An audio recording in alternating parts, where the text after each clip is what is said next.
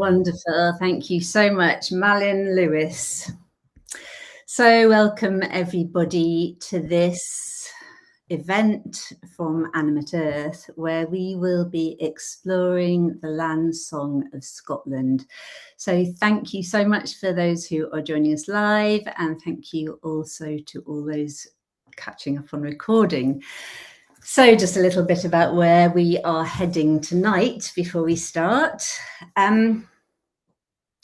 I'm sure a lot of you will know that here at Animate Earth, we're really interested in the subtle energies of the land and how we can work with them to develop closer relationships with places and somehow find access to the wider intelligence of the more than human world.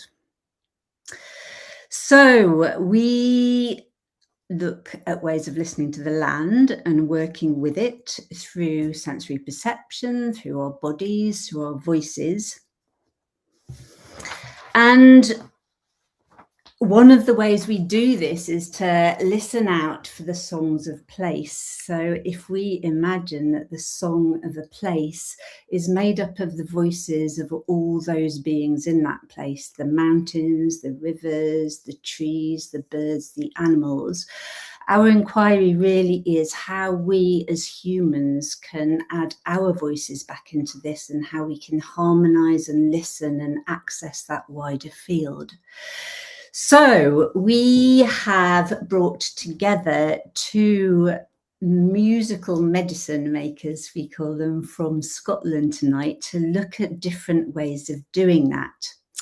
One is Madge Bray, who is working to retrieve the ancient practice of musical grief tending from an indigenous tradition of Scotland. She came to this through the resolution of trauma with children and realized that actually these old technologies, if you like, are very good at reconnecting ourselves with each other and to the land. So we will be hearing from Madge about the ritual of keening.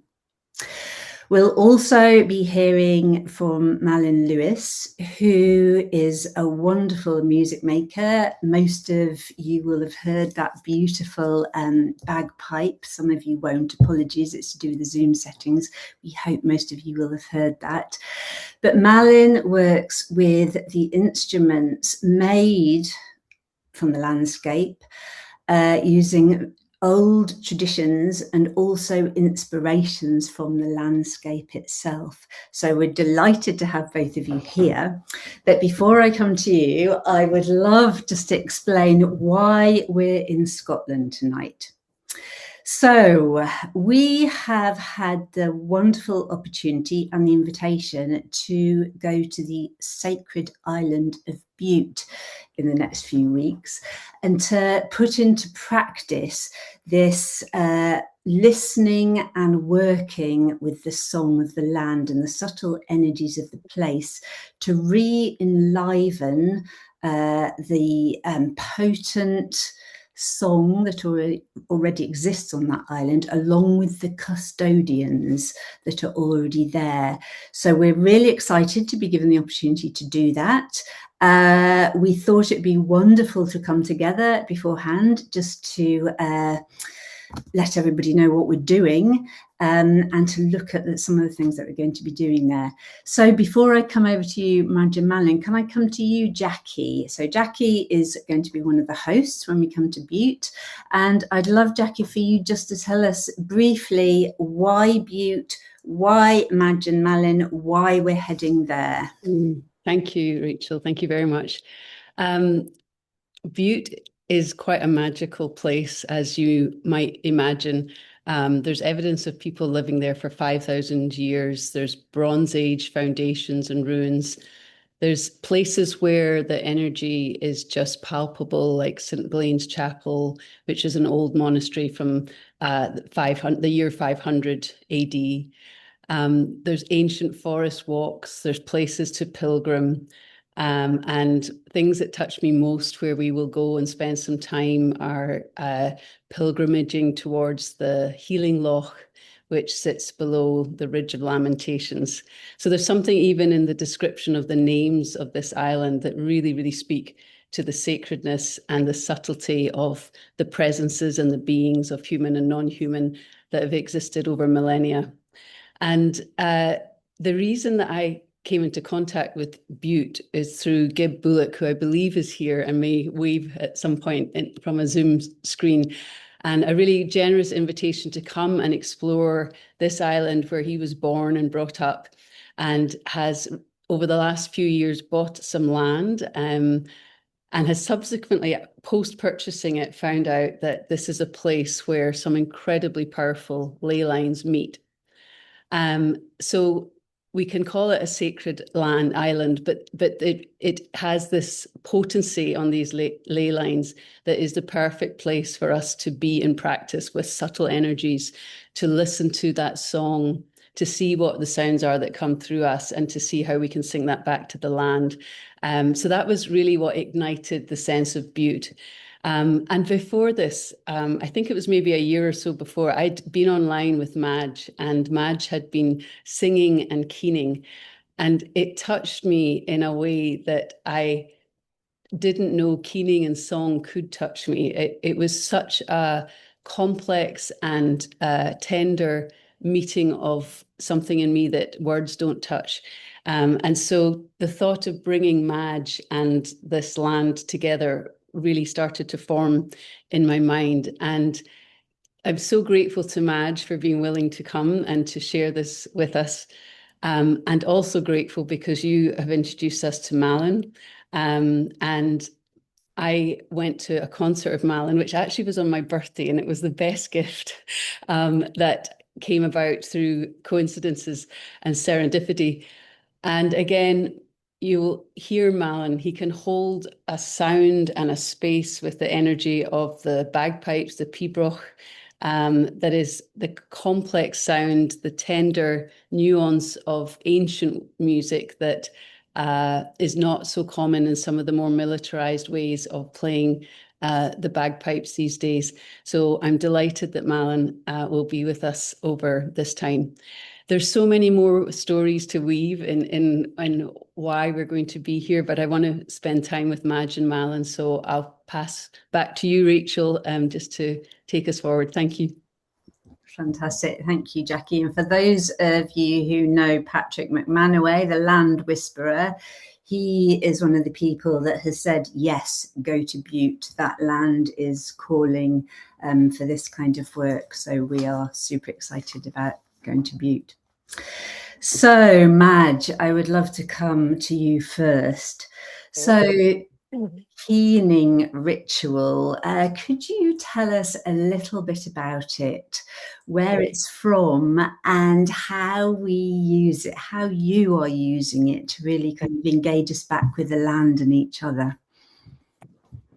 Okay, well, I think that keening rituals happen in many cultures, and we have ways of lamenting the dead that are musical. So music is a container. And during my own life, I spent an awful lot of time in my younger life. Well, first of all, my mother sang to me on the womb and in the breast. I got all our traditional songs by the time I was sitting up. So I was wired up for sound very, very young. And the connection that sound and vibration gives human beings in relationship and in relationality. And I was brought up in little tiny Highland villages my whole life. So I was always in the land and in the landscape, walking about, getting wet and midged, but, being in the landscape. And during my professional life, I worked with trauma, and I worked with very severe trauma, and the sounds of human suffering I was always using my voice, even just unconsciously, to mitigate and to connect.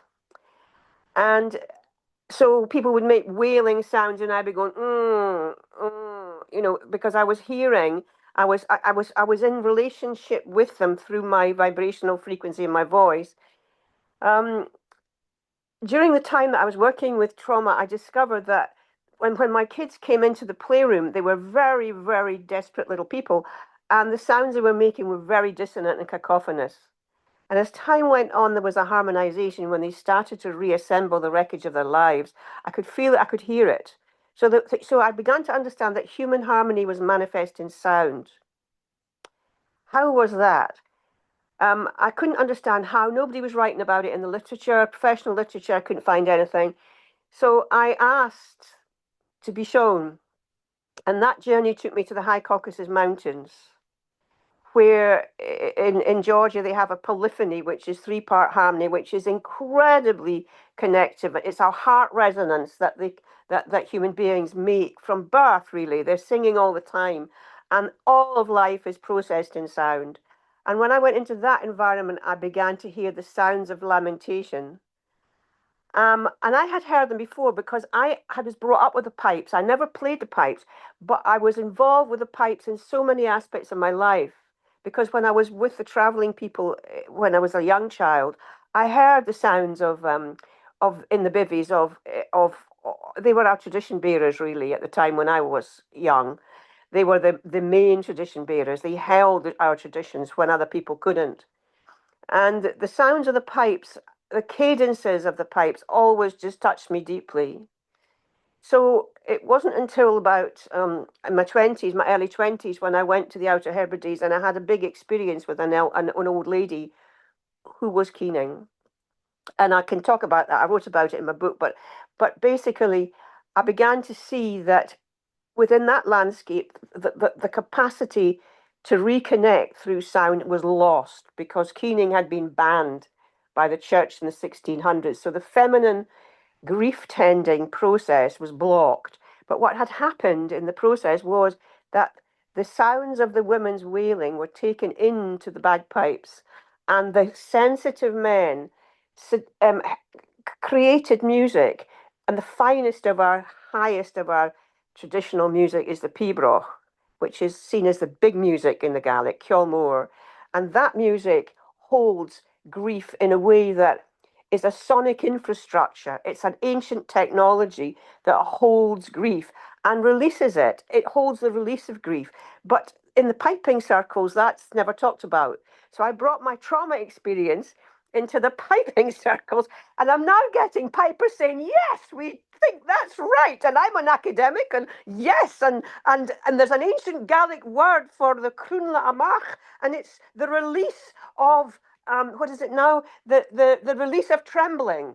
And I'm going, yes, we're there. You know, it's just so exciting because it's a feeling that I know because I've lived it all. And now I constantly ask my guides, show me, show me, show me. And slowly, slowly, we're coming to a recognition that the reality is we have an ancient sonic infrastructure that holds grief and holds human suffering. And it's all relational and it's all on the land. You know, the Gaelic word for melody is faun, but it has three meanings. It means landscape, it means melody, and it means state of mind. And those are all rolled up in one. And there's really no need for me to speak further about it because that's how it is. That's how it was, and it shall be evermore. So yeah, I'll probably stop now, shall I? Have I said enough? Well, I'm. So you talk about the pipes. So so keening is a voice kind of tradition. Could Yes. you say a little bit about that and kind of what you're? So in the clan structure in Scotland and in Ireland, there's keening in Ireland too, but we have our own brand of it, if you like. So the clan chiefs would have had their keening women, and they would have held, if you like, a collective container where grief was witnessed and shared, and the wailing that human beings had to do to release the distress that they were feeling could be shared and witnessed and escorted and laid to rest. So that's a really important, when you're working with grief, it has to have an escort and it has to find a place, a new place in the psyche, if you like. And it's when we don't do that that our abandonment wound comes in and we get other traumatic experiences get into the mix, and we get in a big mess with loss. But if we can release it and do it communally and bear witness to it, it can be expressed and it can be safely composted. So I'm just going to go into it a bit, Madge, just for everybody else's benefit. So this is the kind of practice that is done on the land. So in your work to kind of retrieve it culturally, you are kind of advising people or taking people. What's the relationship to the land then? If we're thinking about the land song. Well, I have a prayer mat that I use, which is made out of fuychen, which are the fluff from the looms of the Harris tweed. So they contain all the colours of the landscape and the provenance of the landscape. And I should have one of mine actually here, but I haven't actually brought it. I've got it next door, and I'm not going to stop to go and get it. But and I get on my hands and knees, and I ask for all that needs to be coming through to be earthed to the ground. And then I work with the sounds of the pibroch. So there are cadences, there are wailing cadences, and what I ask for the land to come through and grieve with me, because it's a deep internal relationship that we all have with our nest. So I'm asking that the sounds that I can stand aside from what's coming through and allow the music to earth and land on the etheric and just wait. So after when it's through, there's just total etheric silence. So I'm really just working with human sounds to connect with the landscape that I'm in, and to enable anything that needs to be cleared to come through that clearing.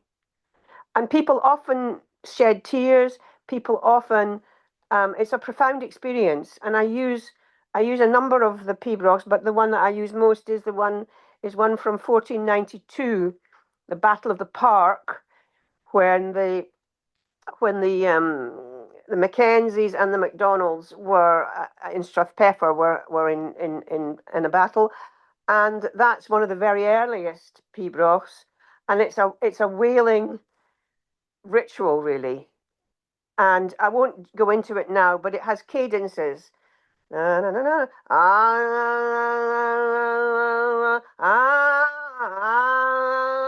that kind of sound. And it's a vibrational banquet, really, because it's such a beautiful, beautiful, it's a beautiful horizontal vibrational field that gets created, and people then can come in with their own dissonance. So I invite people. This is not about performance. This is about inviting relationship and relationality. So I'd have people making a dissonant sound themselves alongside what I'm doing, so that we create an energy field of vibration. And do you feel that is connecting with the land then? Do you actually feel that kind of in the process? Is that something that's very apparent? Yeah. I mean, I'm always asking to be earth, because a lot of energy stops at the solar plexus level in humans, and they can't earth. And when trauma hits, that's where it goes to, and it can't earth. So I'm always asking that whatever's coming through, it can actually be earthed into the ground. And it's happening in my life. I had an anesthetic last week, and before it, I had a chant. I was given a chant, and it was, I will return to ground. Breath enter, steady me, all that is alive in me, earth gentle on the ground. So that was the chant, and I went into the anaesthetic with the chant, and as soon as the operation was over, apparently I wasn't awake, but I sat up, bolt upright, totally present, and sang the assembled company that twice, and then flopped back to sleep again. Because I need to be earthed. I need to work with the earth. I need the earth. I'm being given injections that are taking me off the planet here, and I want to be back on the earth, and I want to be able to use whatever energies come through to help me to get re-earthed. And that was my way. And they were just they came in, even the surgeon came in and said, "We've never seen that in our whole lives. You were totally present." I was present. Apparently, I wasn't. I don't think I was present, but I don't remember it. But it happened. Yeah. So it's really interesting that these songs, melodies, old songs, are what connect us, are what ground us. Absolutely. Yeah. It's been doing it for centuries and centuries. Yeah, and we've forgotten largely, or we have maybe generally. It's these ancient technologies we need to bring back, because they're a sonic infrastructure for human transformation and for human for dealing with intergenerational trauma. And it's our being away from ourselves that causes us to harm the earth so much. Yeah. Brilliant. Thank you so much, Madge. Can I come over to Malin then, kind of at that moment then? So Malin, you make beautiful music, and I've seen images of you standing in the middle of a lock with your pipes, because you say that one of your inspirations is the landscape itself. Could you just explain a little bit about your work and how that works, and how do you pick up these melodies from the land? Yeah, so I grew up on a tiny island on the west coast of Scotland, and for the first 7 years of my life it was just me and my family, so very, very far away from everything and everyone, and my parents, as well as sort of looking after some self-catering places for the people that owned it, they had a little oyster farm. I will loop back round to that in a minute. Later in my childhood, I started learning the bagpipes on the Isle of Skye, and I'd always sort of loved the sound and the intensity of it, and I just began learning in school, and I think almost at the same time I had this fascination, not so much of like melodies and the pipes, but the way that sound is created. So I started getting sticks and drilling holes in them to try and make my own bagpipes, because there was something about my brain that needed to work out how sound is made. And now I can tell you in numbers how that works and the science behind it. But I think there's still this ethereal kind of like deeper thing that I'm still looking for or learning about resonance. And I made these little sticks and these terrible, terrible sounding bagpipes and chanters. But a few years onwards, I began making bagpipes literally out of wood that was on Skye, and creating the instrument that I played. And I started then later composing for music and learning different things. But there's something about that connection of kind of like actually physically getting a log and taking a tree and turning it into something, and using a piece of leather and stitching hand stitching a bag to create something that it really does come from the land. And I really love this crossover between technology and the ethereal that we can't put into words. And later on in life, I have now got this set of pipes that is a newly invented pipe. So a friend of mine sort of 3D printed it and designed it, and I make them in wood, and it's a unique bagpipe. And to me, this is like the most exciting thing in the entire world, because it's an instrument that is so from the land, but it comes without any of the baggage of the military bagpipes, and it's a much softer tone, it's a much gentler sound, and so it's kind of become my life work and things, I think, this instrument, and composing and creating for it. And the most recent thing of that, I think, to answer the question about land is I've just created a piece of music about oysters, which is really about this idea of growing up and playing in the mud, basically, like being a child and existing with a thing. So my parents would be sorting the oysters in this thing, and I would literally just play in the mud, in that grey silty sand that holds your boots. And I've made this piece of music about it because I love oysters as a metaphor for so many things. They're an incredible piece of our environment that we have lost 95% of our oyster beds across the UK. And they used to protect the coastal areas because they would act as reefs. Oysters grow by attaching to each other. They're not supposed to be individual. And so, yeah, they're just this incredible creature. And they also, as a trans person, oysters are very inspiring because they can change gender back and forth. And they do this as they go through their life cycles. And they're an incredibly adaptable, fluid thing. And we think of them as little rocks that don't move, but they have ecosystems and whole, trees of life that depend on their existence to grow in the estuary.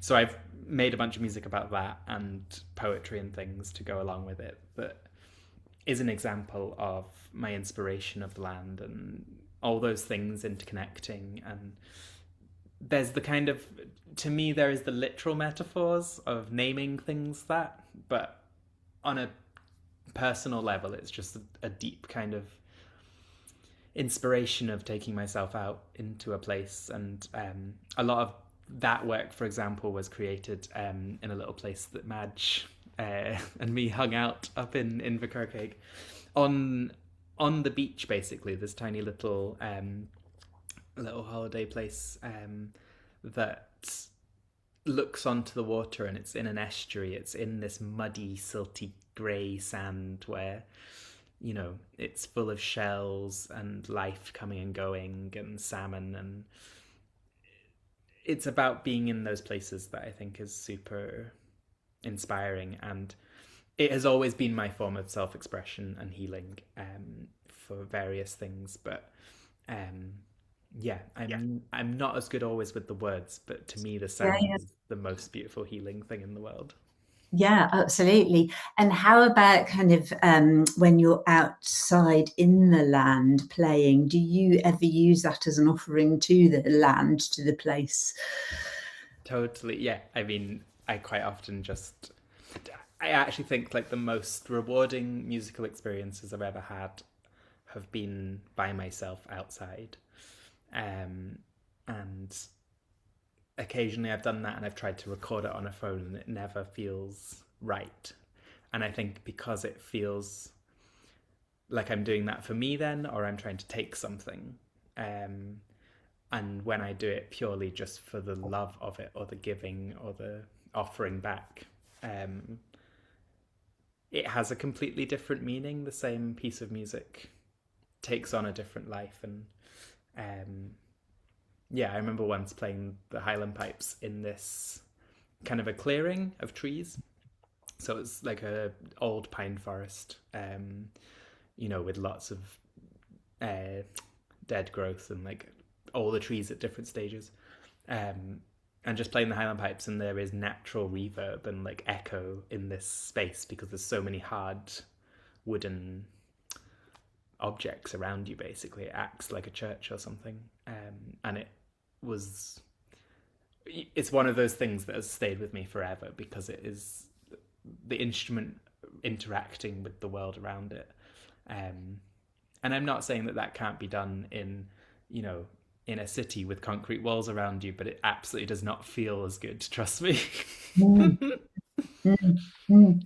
So if you are on Butte, for example, obviously we're going there, and there is a group of us, what would you recommend we did then to kind of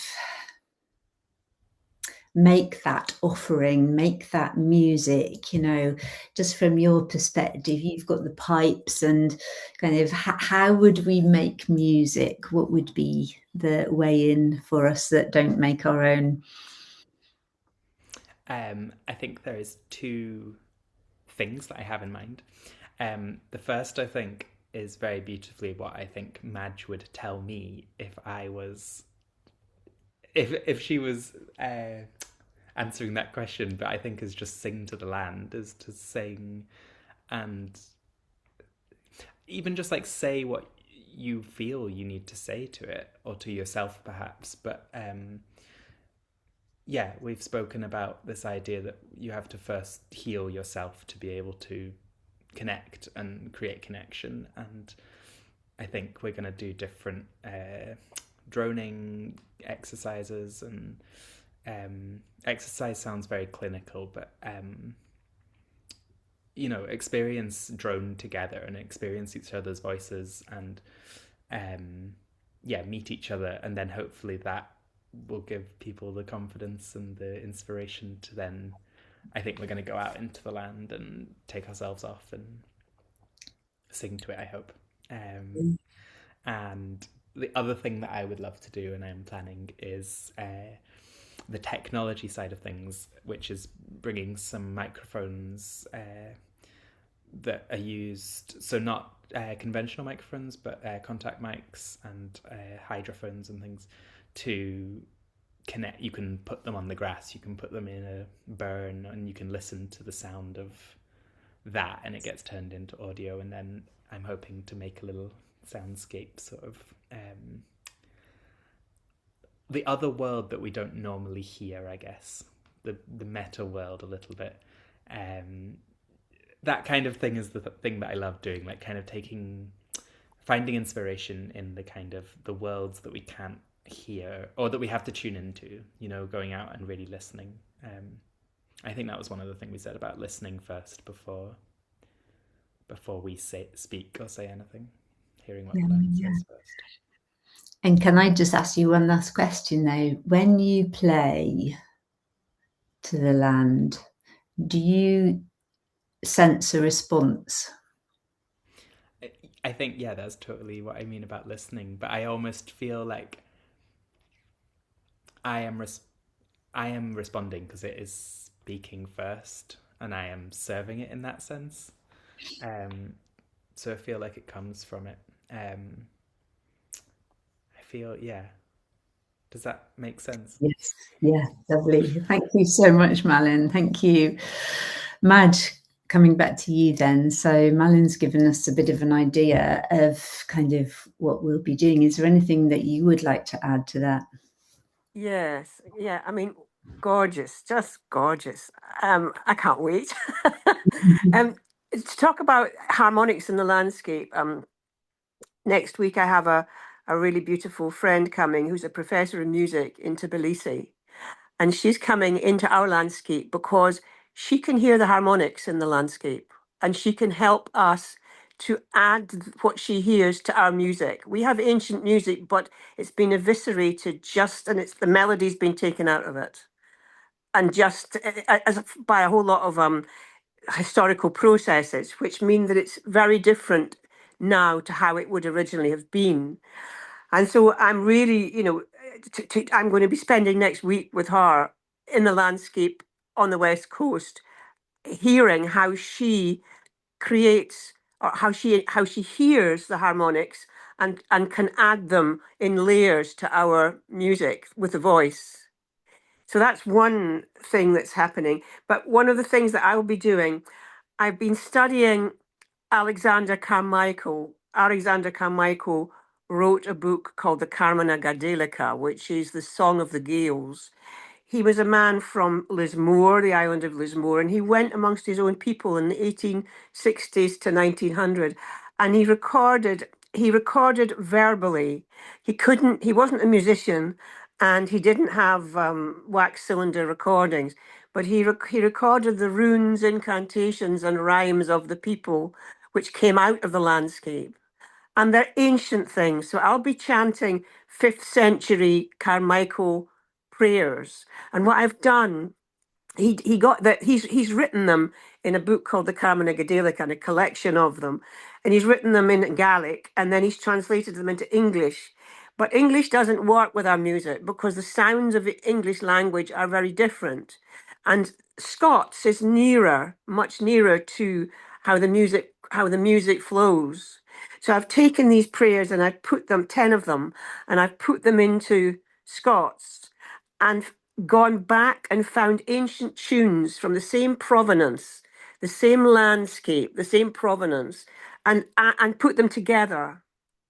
And they're exquisite, really exquisite. So I'm going to be adding some of that to the mix. And I'm hoping that next week I'm going to have some beautiful harmonics to add to that, because out of the same kind of landscape. So these are all, one of the things that's happened to our music is that provenance has been lost a lot of the time. So different other musical styles have been imposed on top, which take the purity of the alignment out of the way, really. So I'm really interested in how I can use these prayers, and I'd like to teach at least one or two of them so that we can chant alongside in prayer that belongs in landscapes like that. I love that you're kind of bringing these old traditions and old prayers and old ways, both of you, into this relationality with the land. Why do you think it's important to be doing this now? There's a lot of kind of chaos and uncertainty reigning. Why is it important to use these kind of technologies now? What are we doing for the future? What are we trying to do here, would you say? Well, I really believe traditional futures are a really important concept, because we do have a taproot of ancient knowledge that can be applied to our current day crisis. And if we can help to harness that in current day, then we can find ways of applying it now. That's the challenge. And for me, that's the cutting edge of the challenge. How can we harness ancient technologies from people who were much more land-based than we're able to be now, and bring them into current focus and weave them into our capacity to reconnect with not just ourselves, but our landscapes, so that we don't have to self-punish ourselves by destroying our nests. Yeah. Lovely, thank you. And Malin, I'm going to open it up if anybody has any questions, actually. But Malin, so if you have got a question, then please raise your electronic hand so I'll be able to see you. But just while you're thinking about that, Malin, I'll come to you with the same question. Why do you think this is important now, the work that you do and the musical melody making of the land? I think in a very simplified version, and it's pretty much what Madge said, but is that there is huge disconnect in the world, and I feel that myself, as in I feel disconnected compared to what I grew up with. I now live in the city, and I feel like my upbringing was just a smidgen of what we once lived, and technology and society or globalization has happened at an alarmingly fast rate that our human communities have been destroyed in 150 years. And that is not to take away, there is a lot of cultures in the world that have not lost that. But particularly in Western Europe and a lot of the world, there is, I believe, a huge disconnect between land and community. And I think those things go hand in hand. It's a big part of the way we live and the way we organize ourselves and place ourselves in boxes, in houses and things. And we no longer, we're held up as this idea of the individual is the most important thing. And actually we rely on each other and we need each other to feel connected and to feel existing. And I don't think I ever thought that I had a journey or a thing to share or a role to play in this. I think I began making music because I love the sound of it. But accidentally, I think people have come to me after concerts and been deeply moved, and people gather and people tell me incredible things that has soundtracked or become part of their life with my music. And I mean, I did a concert last week and 2 people said that my music had got them through 2 or 3 years of suffering with cancer. And these are people I've never met who have got this huge connection to this thing that exists in the world. And over the past number of years, I have realized that is like the biggest blessing that I have received, is an ability to be able to share or to open up those feelings and allow and help people to feel those emotions and to process. And it's how I met Madge, is that Madge had just found me. And I am also working out myself, but I adore the people I meet and I adore getting to be on this journey. And it feels like a role of serving community and creating connection. I think that connection in a room is the reason I do music, and I didn't realize it, but that way that you can feel connected to 100 people in a room in some ethereal cloud that lives up here and is held in a space, that is the most magical feeling in the world to me. And I think that can be done with the land, and it can be done with groups of people, but to me, sound is the tool or the vessel through which that is most achievable. Wonderful. Thank you so much, Malin. Perfect. Does anybody have any questions? If not, I'm going to ask Malin just to play for a few minutes, maybe even while we brew, and see if we do have any questions. But please do put up your hand if you do. I shall play a little bit. Fantastic. So let's brew. Let's put up our hands if there's anything we want to ask. Rachel, there's one thing I just want to include. Yes, Jackie, please do. Yeah, to mention Breed Walsh, who is going to be joining us in Butte. And Breed also grew up in West Cork and lived in a really what we call like an animate way, where the traditions of the livingness of the soil and the land and the trees and the animals around her was her childhood and part of her family lineage.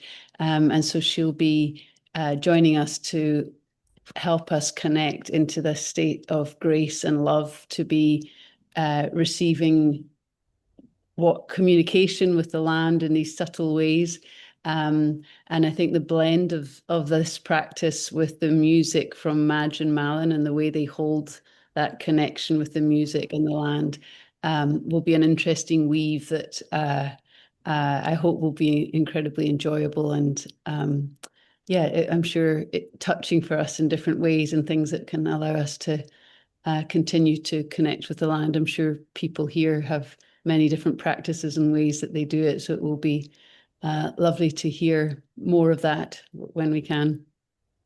Also, to give a plug for you, Jackie, as a somatic practitioner, so actually sensing communications in our bodies as well. So that's something you're absolutely wonderful at. So there seems like there's so many different ways that are very specific to each of us, is the way that we connect with the land, to the extent that we're aware of it, what perceptions we're using. So what we're trying to do with this wonderful invitation to come to Butte is to really share together some of the different ways that this is possible, and just to see how we can work with it. So, Malin, would you like just to play for a little while? And if anybody would like to share their experience of connection with the land, or if they have any questions to ask, then we have about 10 minutes available. Malin, over to you.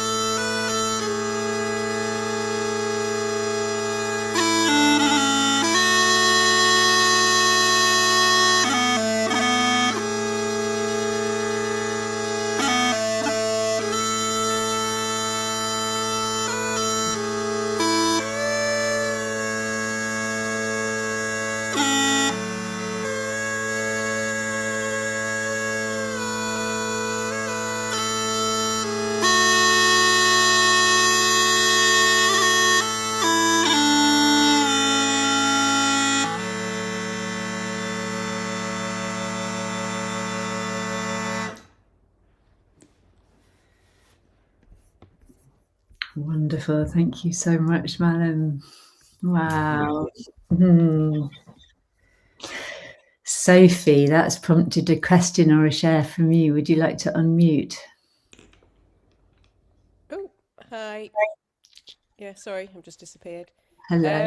Yeah, thanks for that. It was lovely, beautiful pipe playing, and yeah, really interesting to listen to everybody sharing. I suppose on a slightly practical note, do you have any information on the sort of format of the retreat and what someone might expect? I'm not sure if it's something that you run regularly, you've done before, if there's any anything helpful to share on what we might expect if we came. Brilliant. Thank you, Sophie. Jackie, do you want to speak to that? Yeah, thank you for the question, Sophie. I mean, Animate Earth is very well practiced in hosting gatherings and retreats, and this space will join it on the Monday, the 20th of April until the Friday, the 24th. And we'll begin by coming into learning some of the practices and singing that Madge is bringing, and that will interweave Malin and music. And they've been working together for a while. I don't actually know how long, but quite a while now. And so there'll be some ways that they can bring us into singing and sounding keening songs, some of the Carmichael prayers that Madge mentioned, and there's so many ideas, it's been hard to bring it down, but a possibility also that Madge had mentioned was songs to the wells, so that we might, there's many wells across the Isle of Bute, and we haven't actually mentioned the local land stewards, Jessica and Susan, that Gib introduced us to. I spent a few days with them, and it was wonderful for them to show the land and show where these sacred places are that they tend regularly. So we will go to those places. We hopefully will go to some wells and clear the wells and sing back to the water as a service to the land, and us as visitors on the land with the local people that are in this practice. Gib is here and has offered to share some photos of Bute as we end the call. Gib's land, we'll spend some time on that land and really practice being in communication and listening with the land. and see how songs come through us. And then there's these patches of forest that are ancient and very beautiful and have an amazing presence. And we're hoping to spend a half day walking through the forest and finding time on our own, and again, listening and just being together and on our own in these spaces as we practice what we're being taught. And then I mentioned some of the walking to be at the healing loch, and if we can practice some of the keening and the singing around the loch, we'll work out whether we can have different groups in different places and whether we can hear each other and sing together. So there'll be a mixture of different elements from all of that. We've got Cindy, who will be cooking wonderful food, and she's here too. Thank you to Cindy for hosting us. And yeah, so that, I hope that gives you enough of an outline of some of the things, Sophie. Yeah, that sounds wonderful, actually, really good. I need to see if I can make the dates fit. But yeah, it sounds brilliant. Thank you. Thank you. Brilliant. Thank you, Sophie. Thank you, Jackie. Also to say we are working with some old stones as well, aren't we, that we feel may have been an important site. Sorry, old stones doesn't do it justice at all, but a potential sacred site that we're specifically looking at as well to see to what extent re-enlivenment is possible. So, yes. You were going to bring Gib in. Gib, if you're here, it'd be lovely to hear from you as the guardian of the land where we are. We've got about 7 minutes left. So if you're here, Gib. I am here. Can you hear me okay? Wonderful. Yes. Can you Yeah. hear me okay? Great. No, I won't speak for long at all, but I've found this absolutely fascinating, Malin. Thank you for the music, and Madge, what you're saying is very inspiring. I'm third generation from Butte, and traveled a bit around the world, but the heart never left that place. And a long story short, I can go into more if when we get together, but the number of synchronicities really brought me back to this land and a derelict farm and some, it wasn't a very good farm for growing anything, but I bought it, and my intention is to do and have been doing retreats, much needed retreats. And then discovered there was a standing stone, a burial kist on this land. And then, as Jackie alluded to, 2 or 3 years after buying it, I was contacted out the blue by the late great Rory Duff, that some of you will be aware of. He passed away sadly in February, but he contacted me in 2020 out the blue and sent a note saying, "Did you know that one of the foremost powerful energy vortexes, level 4 ley lines, is on that standing stone? I just thought you should know that." He contacted me through a website, and the synchronicities are amazing, and you can feel that energy.